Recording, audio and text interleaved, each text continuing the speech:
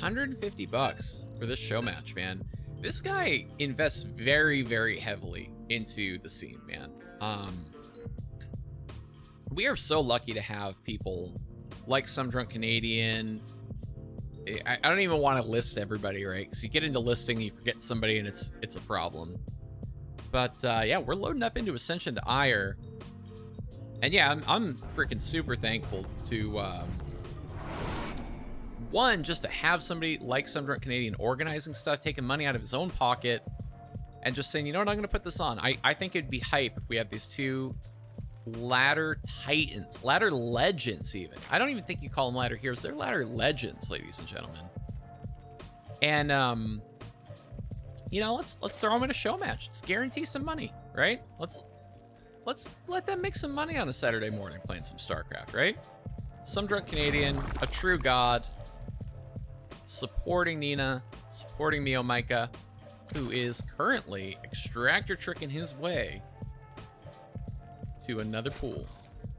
Nina dropping that low ground pylon on this classic map. We got us a pool, ladies and gentlemen. This map was in the first ladder pool I played in. Holy shit, Colin. You've been playing for 2 seconds.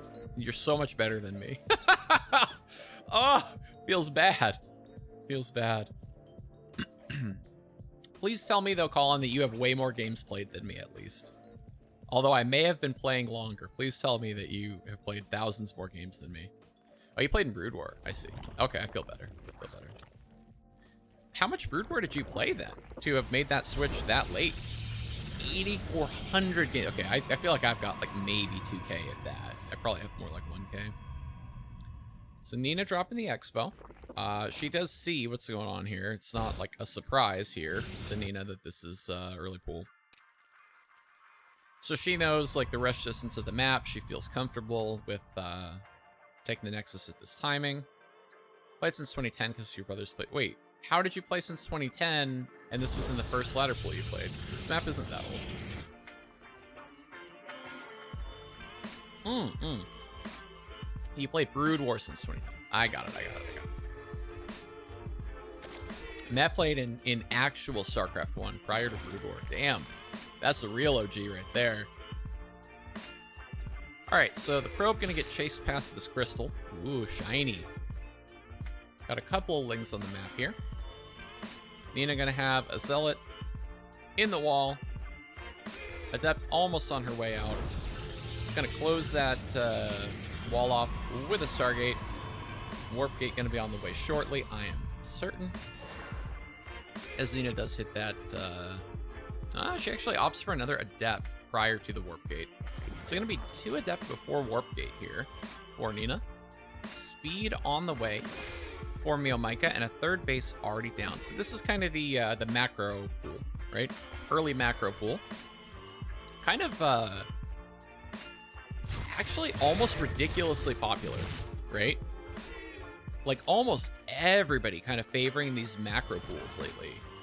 And it's sort of funny. It's almost like just the new meta now. Like they do it and like 90% of the time they're going to go 3rd base, but the other 10, you got to really respect the link flood. It's actually a pretty cool evolution in ZVP, I feel. I'm not mad at it. Nina going for that Void Ray first. And Ling Speed about to finish as 2 Adepts do come in. Oh, let's fix this up, shall we? So we're gonna go like that. Apologies there, chat.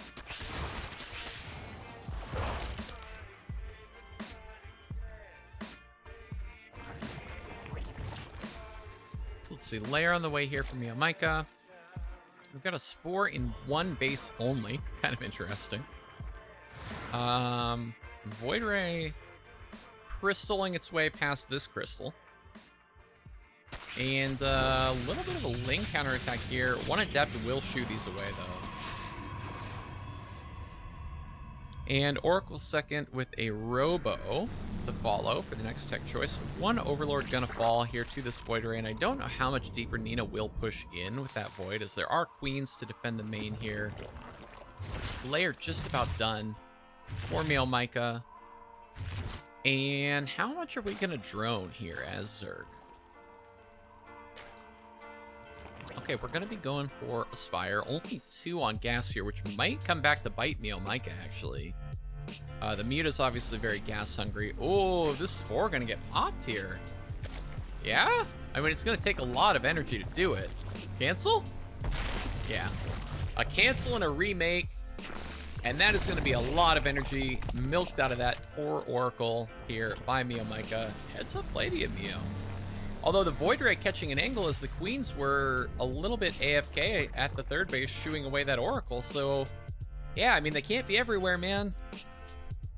Meomaika's just asking them to really work overtime here, as there are only 2 Queens to cover these 3 bases, and Nina very smartly attacking kind of from both sides here. Pretty big pack of Lings. The 2 Oracles mid-map. So a few sentries and an Adept, all that Nina has here to shoot them away, but with a battery there and the threat of super battery if Mio were to commit, I think he's not really willing to dive on top of this. Nina almost sharking around like she wants him to do it, right? Like, Nina kind of wants Mio to pull the trigger here because she feels like she can control it and get the better. But Mio says, no, you're a little too brave. I'm going to go ahead and snap that sentry for free. I'm going to kill your Adept. I'm going to tear down this pylon because I can do it. This sentry... Does this sentry really want this fight? I guess super battery is just good. I don't know. DOA, wonderful to see you. Thank you for dropping in. Fantastic to have you here in chat. More Lings coming in for Meomaika as super battery now no longer a threat, but with an Adept out with 2 Immortals to back up this army. Oh, but the Mutas are here now, and there's not really anti-air to speak of here for Nina. She's got a couple of Ghosty Beams that can shoot up, 1 Phoenix on the map, but this could be a 5-5 here if Meomaika is able to punish enough here with these Mutas. The surprise Mutas. Phoenix is being chronoed out for Nina. 2 on the map. But it's really hard to do this dance with the Phoenixes when there's not a lot of map to work with. I mean, Nina's already backed into a corner. She definitely, if anybody can, would be able to try to finesse this scenario. These Mutas are getting a lot of kills racked up. It might not end the game, but boy, is that position going to be favorable, I think, by the time that Meomaika is done bullying Nina with these Mutas. Is Meomaika, now that I say that, is Meomaika done bullying Nina with these Mutas? The third base may be going to go down. It looks like now Meomaika willing to sort of give some ground to these Phoenixes and not really wanting to engage any further. Obviously, this is a fight where the Phoenixes are able to kind of bully the Mutas. We see 1 Phoenix actually almost going down. And Mio gonna tech switch now into some Hydra, no longer really wanting to play the air game, as the Phoenix Micro is able to just kind of carry that fight. Let's see, Flyer attacks 1, finishing for Mio, which is a little awkward as we're now switching out of air, right? Like, there are still some Mutas on the field, right? This isn't nothing, and Mio's gonna get to continue to poke and prod with these. It will potentially force Nina to decide where to use her Phoenixes, right? So she can try to have them, you know, permanently on the lookout for Meomaika's Muta. I wonder if Mio will attack in 2 places or 1 here. So Groove Spine's about to be done. Air Weapon's about to finish for Nina as she's now into a pretty healthy Phoenix count. And she might be looking to get aggressive with these. Yeah, gonna go Overlord hunting. Gets 1. Picks up a Hydra. Okay, now she wants out. She doesn't want that fight. Losing 1 Phoenix, not the biggest deal. And we see the Mutas, for their part, coming on in. Trying to poke down these workers, but the super battery just healing the shit out of these probes. I almost feel like Mio might have needed to jump on the super battery itself, as he is now going to have to run away from Nina chasing him with these Phoenixes. This is not looking too promising for these Mutas. The Phoenixes do find an angle, and they're going to start chipping away at the Mutas. Mio even turns a little bit with the Mutas. Oh no!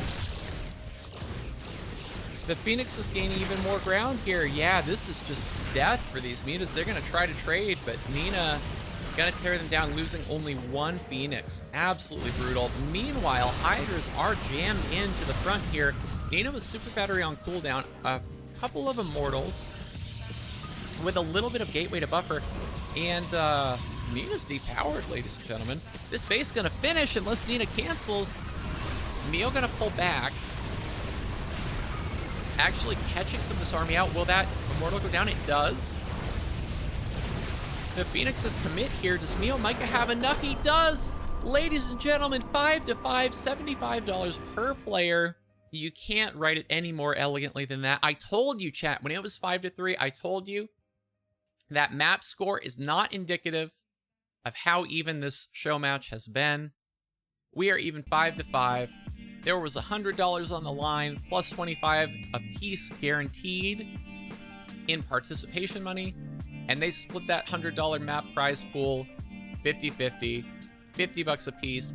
Fianton predicted a very uneven match, but Meomaika saying, heck you, Fianton, to doubt me.